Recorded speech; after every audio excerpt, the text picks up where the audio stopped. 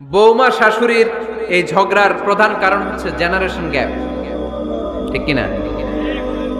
শাশুড়ি এক জেনারেশনের আর বৌমা আরেক জেনারেশনের। শাশুড়ি ভাবে একরকম, বৌমা ভাবে আরেক রকম। শাশুড়ি চায় বউর উপর খবরদারি করতে, বউ চায় শাশুড়ির উপর খবরদারি করতে। এই ডমিনেটিং এর কারণে কিলাকিলি আছে না নাই? এটা ঠিক না। আমার শাশুড়ি মায়েরা যারা আছেন, প্রথমে শাশুড়ি দিয়ে শুরু করি। আমার মাইকের আওয়াজ যে ঘরগুলোতে যায়, আমার শাশুড়ি মাদেরকে বলবো, বউদের উপর অত্যাচার করবেন না। ছেলেরা প্রশ্ন করে, তোর কাছে তোর বউ বড় না আমি বড়? আছে না নাই? এটা একটা প্রশ্ন হইল। তোর বউ বড় না আমি বড়? দুইজনেই বড়। তো এক ছেলে সুন্দর উত্তর দিছে, আমার কাছে ভালো লাগছে উত্তরটা শুনে। এক মা প্রশ্ন করছে, তোর এতদিন আমি লালন পালন করে বড় করলাম, জীবন যৌবন তোর জন্য শেষ করলাম, আজকে বউ পাইয়া বউ তোর আপন হয়ে গেল।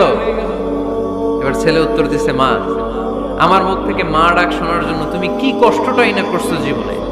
10 মাস আমারে পেটে ধারণ করলা, খাইতে পারো নাই, বমি করছো, খালি ওষুধ খাইছো, তোমার পেট কেটে আমারে বের করা হয়েছে, 2 বছর আমারে দুধ খাওয়াইছো, পেশাব পায়খানা পরিষ্কার করেছো। বয়স যখন 3-4 তখন তোমার আমি মা ডাকছি। এই মা ডাকটা শোনার জন্য তুমি এত কষ্ট করছো, আর আরেকবারের মাইয়া এই ঘরে আইসাই তোমার মা ডাকা শুরু করছে। যেই মেয়েটা তোমারে মা ডাকে সে আমার আপন হবে না কেন মা?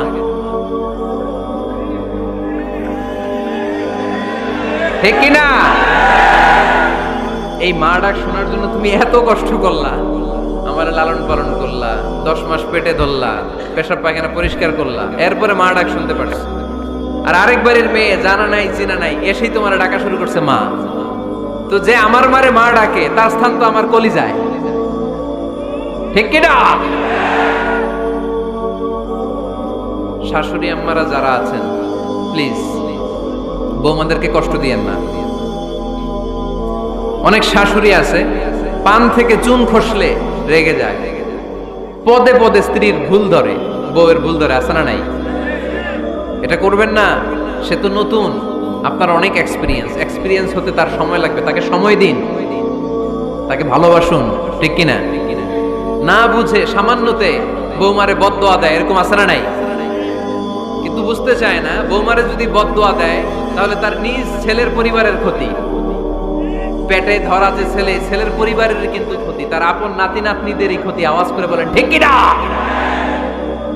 বৌমাকে বদদোয়া দিয়েন না। বৌমাকে নিজের মেয়ের মতো দেখবেন। সমাধান আমি দিচ্ছি। কেমন দেখতে হবে? নিজের মেয়ের মতো। নিজের মেয়ে সকালে ঘুম থেকে ওঠে 11টা, ওইটা সমস্যা নাই। বৌমা কেন উঠলো না, ওইখানেই ঝামেলা, আছে না নাই? মেহেরবানি করে আপনার বৌমাকে আপনার নিজের মেয়ের মতো দেখেন। নিজের মেয়েরে যেমনি আদর করেন তাকেও অমনি আদর করেন। আপনার বৌমারে যদি আপনি কষ্ট দেন, মনে রাখবেন আপনার নিজের মেয়েটাও আরেকবারের বউ হয়ে কয়েকদিন পরে যাবে। আপনি যা যা করবেন আপনার মেয়েকেও তারা ওই রকম কষ্ট দিয়ে বাড়িতে ফিরিয়ে দিবে। চিল্লায় বলেন ঠিক কিনা? খবরদার, টিট ফর ট্যাট। ইটটি মারলে পাটকেলটি খেতে হয়। এজন্য শাশুড়ি আম্মা জানারা যারা আছেন, বৌমার সাথে খারাপ আচরণ করবেন না মেহেরবানি করে। তাকে আপনি কষ্ট দিলে আপনার নিজের মেয়েটাও আরেক বাড়ির বৌমা হবে, সেও ওই বাড়িতে এই কষ্টগুলো ভোগ করবে। এগুলো যখন আপনি শুনবেন তখন আপনার চোখ দিয়ে পানি পড়বে কি পড়বে না? পড়বে। এবার আসেন বৌমার কথা বলি। বৌমা যারা আছেন মেহেরবানি করে, বৌমা যারা আছেন মেহেরবানি করে আপনার শাশুড়ি আম্মাকে নিজের মায়ের জায়গায় রাখবেন। আপনার বাড়ি ছেড়ে নতুন বাড়িতে আসছেন, তো এটাই তো আপনার বাড়ি। আপনার মা রেখে দিয়ে নতুন মা পাইছেন, এটাই তো আপনার মা। তো ওনাকে মায়ের জায়গায় বসাতে আপনার সমস্যাটা কোথায়? বৌমারা খেয়াল রাখবেন, আপনি আপনার শাশুড়ির সাথে যে আচরণটা করতেছেন, আপনার শেষ বয়সে আপনার ছেলের বিয়ে দেওয়ার পরে যে বৌমাটা আসবে, ওই আচরণই আপনাকে ফিরিয়ে দিবে। The nature has its own return. প্রকৃতির একটা মাইর আছে, এটা শেষ মাইর, এটা শেষ খেলা। প্রকৃতির খেলা বড় খেলা। আপনি আপনার শাশুড়ির সাথে যে আচরণ করবেন, আপনার শেষ বয়সে আপনি একদিন শাশুড়ি হবেন, এটা মাথায় রাখবেন। ওই আচরণই আপনি ফিরে পাবেন। আওয়াজ করে বলতে হবে ঠিক কিনা? এজন্য 9 নাম্বার পয়েন্টস হচ্ছে মিউচুয়াল রেসপেক্ট। সবাই যেন সবাইকে ভালোবাসি। দোষ ছাড়া মানুষ নাই। সবার দোষ আছে, আমরা যেন একে অন্যের দোষ না খুঁজি।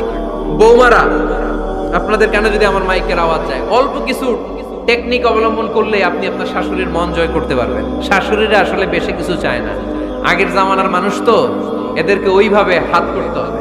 মাঝে মাঝে একটু শাশুড়ির মাথায় তেল দিয়ে দিয়ে, চুলে তেল দিয়ে দিবেন আর কি, মাঝে মাঝে চুল আশ্রয় দিবেন, এগুলো কিন্তু খুব পছন্দ করে শাশুড়িরা।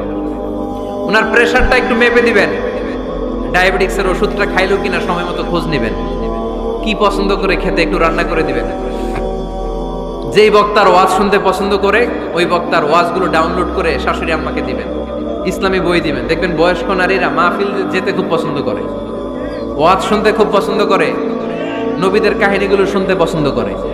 বসায় বসায় একটু কাহিনীগুলো শোনাবেন।